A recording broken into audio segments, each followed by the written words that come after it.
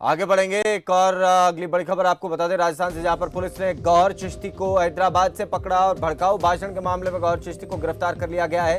दरअसल नुपुर शर्मा को लेकर ये विवादित बयान जो है दिया था। नुपुर शर्मा के बयान के बाद जिस तरीके से एक चिंगारी जो है वो देश भर में फैली थी, उसके बाद 17 जून को भड़काऊ भाषण देने के बाद से गौहर चिश्ती जो है वो फरार था और गौहर चिश्ती को पनाह देने वाला भी गिरफ्तार कर लिया गया है। दरअसल अजमेर कोर्ट में पुलिस उसे पेश करेगी और कोर्ट से चिश्ती की रिमांड पुलिस मांगेगी। तो ये बड़ी खबर अब आपको बता रहे हैं। अब गौहर चिश्ती को गिरफ्तार कर लिया गया है। दरअसल एक भड़काऊ भाषण उसने दिया था दरगाह के बाहर से, अजमेर शरीफ दरगाह के बाहर से, और उसी के बाद से वो यहाँ से फरार चल रहा था और अब इसे आखिरकार पुलिस ने गिरफ्तार कर लिया है और कोर्ट में इसे पेश करेगी पुलिस।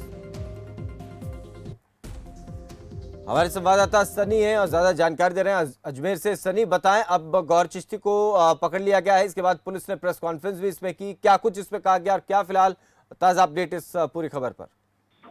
जी, मैं बताना चाहूंगा कि अजमेर दरगाह के बाहर भीड़ के सामने भड़काऊ भाषण एंड नारेबाजी के मामले में गौहर चिश्ती को गिरफ्तार कर लिया है। गुरुवार देर रात करीब 2 बजे अजमेर लेकर आई। शुक्रवार को एसपी चुनाराम जाट ने प्रेस कॉन्फ्रेंस में बताया कि गौहर चिश्ती 1 जुलाई को जयपुर से फ्लाइट से हैदराबाद भाग गया था। उससे पहले उसके बाद में कहाँ कहाँ गया उसकी पूछताछ की जा रही है। हैदराबाद में उसे शरण देने वाले अहसुल्ला को भी पकड़ा गया है। पुलिस ने पूछताछ की जा रही है। एसपी ने बताया कि पुलिस ने वेश बदलकर गौहर चिश्ती की रेकी की कार्य में उसे पहले भागने का प्रयास भी किया, लेकिन हैदराबाद पुलिस के सहयोग से उसे दबोच दिया गया है। उसके फाइनेंशियली अकाउंट और अकाउंट टैक्स के बारे में पड़ताल की जा रही है और हर एंगल की पूछताछ की जाएगी। कोर्ट में भी पेश किया जाएगा और रिमांड के लिए रिमांड भी लिया जाएगा और उदयपुर हत्याकांड में कनेक्शन से भी पूछताछ की जाएगी। बिल्कुल सनी, जिस तरीके से अब ये गिरफ्तारी हुई है, पुलिस ने भी इसमें कहा कि वो कोर्ट में पेश करके रिमांड की मांग करेंगे और क्योंकि ये भी बताया जा रहा है कि वो पूरे तरीके से उसने अपना भेष बदल लिया था, पूरा रूप बदल लिया था, दाढ़ी भी कटवा दी थी, बाल भी कटवा दिए थे और ताकि कोई पहचान उसे ना सके। जी बिल्कुल, क्योंकि ये जब यहाँ से जब उदयपुर भी गया था ना जयपुर से, तो खुद की भेष बदल के आईडी वगैरह सब कुछ चेंज करके वो फ्लाइट से जयपुर गया था।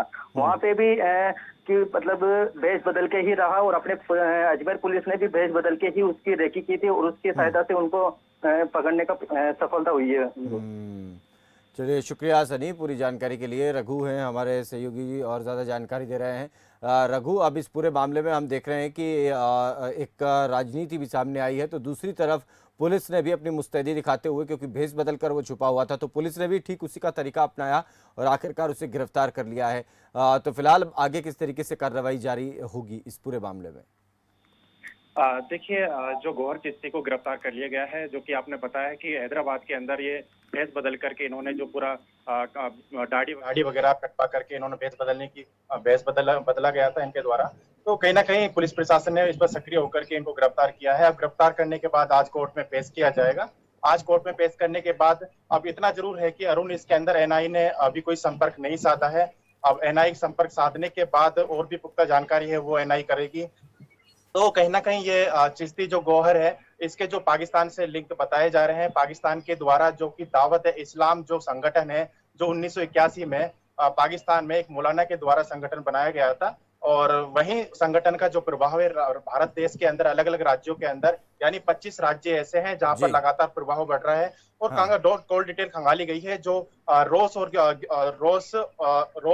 रियाज नाम के जो व्यक्ति थे, जो फर्स्ट दिन पकड़े गए थे जब निर्मम हत्या की गई थी कन्हैया लाल की, तो उसमें जब ये आरोपी थे, इनको पकड़ने के बाद जो इनकी कॉल डिटेल खंगाली गई है, इसमें राजस्थान की 3 एजेंसियां सक्रिय है, चाहे वो SIT हो, चाहे वो ATS की हो, इसके अलावा SOG की है और NIA भी इसमें जांच कर रही है। और जहां तक अभी देखा जा रहा है कि भारत देश के अंदर इसमें 300 से ज्यादा लोग अभी सम्मिलित हैं और इनकी कॉल डिटेल खंगाली गई है और इनके संपर्क बताए जा रहे हैं। पाकिस्तान के ही तहत ये सारे भारत के अंदर ये चीजें कहीं ना कहीं एक हिंसा करने को लेकर के, हिंसा फैलाने को लेकर के और साथ में आतंकवाद जैसे संगठन को पैदा करने के लिए यहाँ पर इनको एक तैयार किया जा रहा है। और वैसे ये संगठन कई देशों में चल जाता है, 100 से ज्यादा देशों के अंदर है ये इस्लाम दावत। और भारत देश के अंदर पहले से ही जो राज्य हैं, भारत के अलग अलग राज्यों में संगठन राज्यों में फैला देखने को मिल रहा है। और इसमें सबसे बड़ी बात यह भी है कि अरुण, इसके अंदर जब कॉल डिटेल खंगाली गई थी तो कॉल डिटेल खंगालने के बाद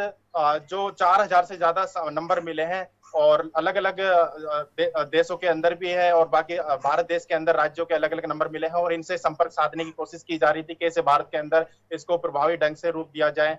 तो कहीं ना कहीं अब इसमें अब एक पेचीदा वाला मामला हो चुका है। इसको लेकर के प्रशासन और एसपी ने साफ तौर पर संकेत दे दिए हैं कि इसकी और भी जांच की जाएगी, इसकी तह तक पहुंचा जाएगा। तो कहीं ना कहीं इसके जो लिंक है जो सामने साफ तौर पर आ रहे हैं और गिराज और रोज के जो लिंक है वो अभी तक साफ तौर पे नहीं हो पाया कि किन किन के संपर्क में रहा है। और जहां तक जो बात जानकारी सामने आ रही है, जो ये चिश्ती गौहर चिश्ती है, जब 17 तारीख को इन्होंने एक वीडियो में एक भाषण दिया था और उन्होंने जब वीडियो भाषण देते समय ये वहां से फरार हो गया था। और उसके बाद 28 तारीख को जब कन्हैया लाल की गला रेत कर निर्मम हत्या की गई थी तो उसमें भी जो 2 आरोपी है घोष और रियाज, उन्होंने भी वही स्पीच दोहराई थी जो गौहर चिश्ती ने दोहराई थी। तो इसी को संदेह को देखते हुए पुलिस प्रशासन ने पर डाउट हुआ, शक हुआ, इसी को लेकर के जब ये अजमेर में इन्होंने भड़काऊ भाषण दिया तो इसकी पूरी जानकारी खंगाली गई थी। तो अब जाकर के सक्रिय होकर पुलिस प्रशासन ने हैदराबाद से गिरफ्तार किया है। जी